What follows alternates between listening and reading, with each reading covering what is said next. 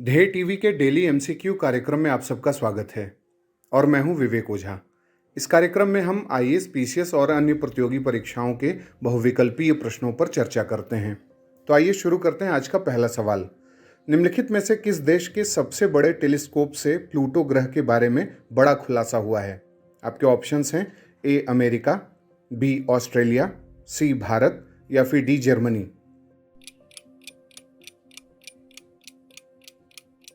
इसका उत्तर है सी। व्याख्या देखते हैं। प्लूटो ग्रह का अध्ययन करने के लिए भारत के सबसे बड़े टेलीस्कोप का उपयोग करते हुए वैज्ञानिकों ने एक बड़ा खुलासा किया है। भारतीय शोधकर्ताओं के साथ अंतर्राष्ट्रीय शोधकर्ताओं की टीम ने पिछले कई सालों से प्लूटो ग्रह का अवलोकन कर उसकी सतह के सटीक वायुमंडलीय दाब यानी एटमॉस्फेरिक प्रेशर मापने में सफलता पाई है और यह भी पता लगाया गया है कि इस दाब में किस तरह की विविधता हो रही है। शोधकर्ताओं ने भारत का सबसे बड़ा ऑप्टिकल टेलीस्कोप का उपयोग कर प्लूटो का वायुमंडलीय दाब निकाला है।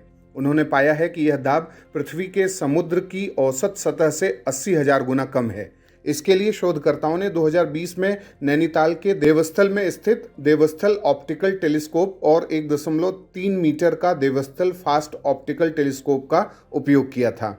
इस टीम में Aryabhatta research institute of observational sciences के वैज्ञानिक भी शामिल थे, जिन्होंने भारत के इन विशेष संवेदनशील उपकरणों के जरिए signal to noise ratio light curve का उपयोग किया और इसके जरिए प्लूटो के वायुमंडलीय दाब का सटीक मान निकालने में सफलता पाई। अब बात करते हैं दूसरे सवाल की। ग्रेटर मालदीव रिज जो हाल में चर्चा में है, कहाँ स्थित है? आपके ऑप्शंस हैं ए पूर्वी हिंद महासागर, बी पश्चिमी हिंद महासागर, सी उत्तरी हिंद महासागर या फिर डी दक्षिणी हिंद महासागर।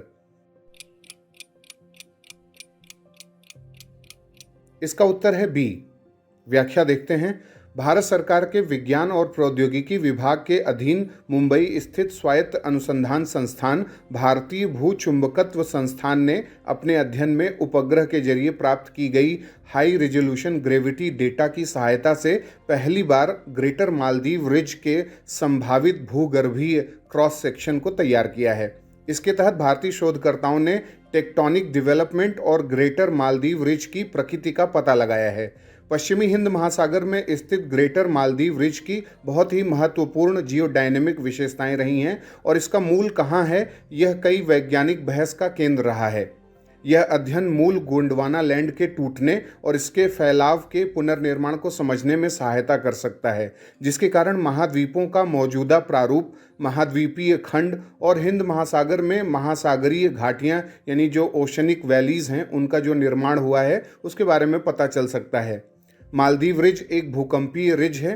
भारत के दक्षिण पश्चिम में पश्चिमी हिंद महासागर में स्थित इस रिज का अभी तक अच्छी तरह से अध्ययन नहीं किया गया था और अब इसे अंजाम दिया गया है। भूकंपीय रिज की संरचना और भूगतिकी यानी जियोडायनेमिक्स की जानकारी प्राप्त करना काफ़ी महत्वपूर्ण है, क्योंकि यह महासागरीय घाटियों के विकास को समझने के लिए काफ़ी अहम जानकारी प्रदान करता है। शोधकर्ताओं ने इसका अनुमान लगाया है कि ग्रेटर मालदीव रिज एक समुद्री क्रस्ट के नीचे हो सकता है और इस अध्ययन के परिणाम हिंद महासागर के प्लेट टेक्टोनिक के क्रमिक विकास को बेहतर ढंग से समझने में मदद कर सकते हैं।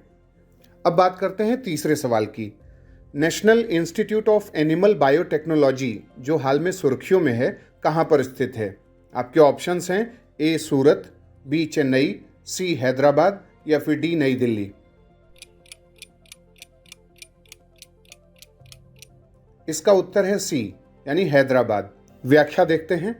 राष्ट्रीय पशु जैव प्रौद्योगिकी संस्थान यानी national institute of animal biotechnology जो हैदराबाद में स्थित है, उसने गैर स्ट्रक्चरल वन श्रावी प्रोटीन यानी non structural one secreted protein, जिसे हम शॉर्टकट में NS1 सिक्रेटेड प्रोटीन भी कहते हैं, कि तीव्र, संवेदनशील और विशिष्ट पहचान के लिए इलेक्ट्रोकेमिकल आधारित इम्यूनो सेंसर के रूप में कम ग्राफीन ऑक्साइड के साथ निर्मित fluorine doped tin oxide electrode विकसित किया है। यहाँ अगर हम यह जान लें कि NS1 प्रोटीन के स्राव की पहचान क्यों जरूरी है, तो यह विषय ठीक से समझ में आ जाएगा।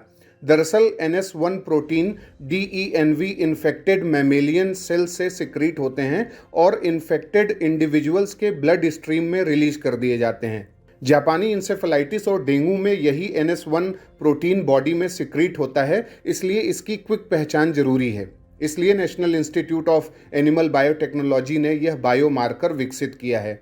इस संस्थान ने जो fluorine doped tin oxide electrode विकसित किया है वह रक्त में परिसंचरण करते हुए यानी ब्लड में सर्कुलेशन करते हुए पाए गए जापानी इंसेफेलाइटिस के लिए उपयुक्त बायोमार्कर है और जिसे एक प्रतिरक्षा प्रतिक्रिया यानी इम्यूनिटी रिस्पॉन्स प्राप्त करने के लिए सूचित किया गया है। चूंकि जापानी इंसेफेलाइटिस निदान के लिए पारंपरिक जो तरीके हैं वो बहुत महंगे हैं, अधिक खतरनाक हैं और समय में लेने वाली नैदानिक तकनीकें हैं और इसके लिए एक विस्तृत प्रयोगशाला की स्थापना और प्रशिक्षित विशेषज्ञता की आवश्यकता होती है।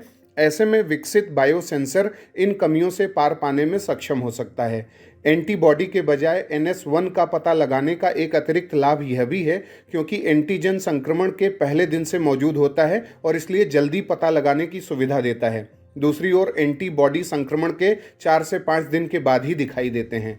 तो मूल रूप से यह जो बायोमार्कर विकसित किया गया है वो जापानी इंसेफेलाइटिस वायरस से जुड़े शोध से संबंधित है और जापानी इंसेफेलाइटिस वायरस दक्षिण पूर्व एशिया और पश्चिमी प्रशांत में मच्छर जनित इंसेफेलाइटिस का प्रमुख कारण है और इसका अक्सर डेंगू के रूप में गलत निदान किया जाता है। राष्ट्रीय पशु जैव प्रौद्योगिकी संस्थान भारत सरकार के ministry of science and technology के डिपार्टमेंट ऑफ बायोटेक्नोलॉजी का एक ऑटोनमस इंस्टीट्यूट है और यह पशु जैव प्रौद्योगिकी के क्षेत्र में बायो एंटरप्रेन्योरशिप को मजबूती देने के लिए रिसर्च को बढ़ावा देता है। यह पशुओं के हेल्थ और प्रोडक्टिविटी में सुधार के लिए बायोटेक्नोलॉजी के कटिंग एज एरियाज में अनुसंधान को बढ़ावा देता है। यह फार्मा, वैक्सीन और एंजाइम प्रोडक्शन में भारत को एक ग्लोबल प्लेयर की भूमिका निभाने के लिए एनिमल बायो रिएक्टर्स का प्रोडक्शन करता है और यह संस्थान हाई यील्डिंग लाइव स्टॉक के विकास, पोल्ट्री के विकास का प्रयास करता है और यह खासकर इंडिजिनस और ग्लोबल दोनों संसाधनों के जरिए इसके विकास पर बल देता है। यह इंडिजिनस लाइव स्टॉक और पोल्ट्री के संरक्षण की स्ट्रेटजीज के विकास पर ध्यान केंद्रित करता है और इसके साथ ही इस क्षेत्र से जुड़े जीन बैंकों का भी गठन करता है। अब बात करते हैं चौथे सवाल की। भारत में हाल ही में हुए संयुक्त सुरक्षा अभ्यास के संबंध में निम्नलिखित कथनों पर विचार कीजिए। पहला, अंडमान और निकोबार कमान यानी ANC ने 16 फरवरी 2022 को पोर्ट ब्लेयर एयरफील्ड में एक संयुक्त सुरक्षा अभ्यास किया है। दूसरा, इस अभ्यास का उद्देश्य एयरफील्ड में या कहीं और आतंकी हमले, बंधक संकट, विमान अपहरण की स्थिति जैसी विभिन्न आकस्मिक घटनाओं के दौरान सभी सुरक्षा एजेंसियों की तैयारियों का परीक्षण करना है। उपरोक्त में से कौन सा कथन सत्य है? A केवल 1, B केवल 2, C 1 और 2 दोनों या फिर D न तो 1 न ही 2? इसका उत्तर है C। व्याख्या देखते हैं। अंडमान और निकोबार कमान ने 16 फरवरी 2022 को पोर्ट ब्लेयर एयरफील्ड में एक संयुक्त सुरक्षा अभ्यास किया है। इस अभ्यास का उद्देश्य एयरफील्ड में या कहीं और आतंकी हमले, बंधक संकट या विमान अपहरण की स्थिति जैसी विभिन्न आकस्मिक घटनाओं के दौरान सभी सुरक्षा एजेंसियों की तैयारियों का परीक्षण करना था। INS उत्कर्ष और वीर सावरकर अंतर्राष्ट्रीय हवाई अड्डे पर दिन और रात के अभ्यास किए गए। इस एयरफील्ड के भीतर विभिन्न स्थानों पर चित्रित किए गए आतंकवादी खतरों से निपटने के लिए सेना, नौसेना और CISF की त्वरित प्रतिक्रिया टीमों को तैनात किया गया था।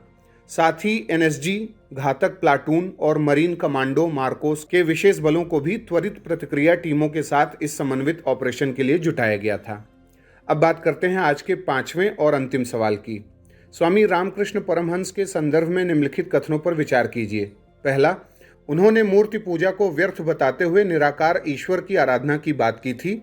दूसरा, उनसे पूर्व उनके बड़े भाई रामकुमार चट्टोपाध्याय दक्षिणेश्वर काली मंदिर के मुख्य पुजारी थे। तीसरा, रामकृष्ण परमहंस ने अपने गुरु तोतापुरी महाराज से अद्वैत वेदांत का ज्ञान प्राप्त किया था।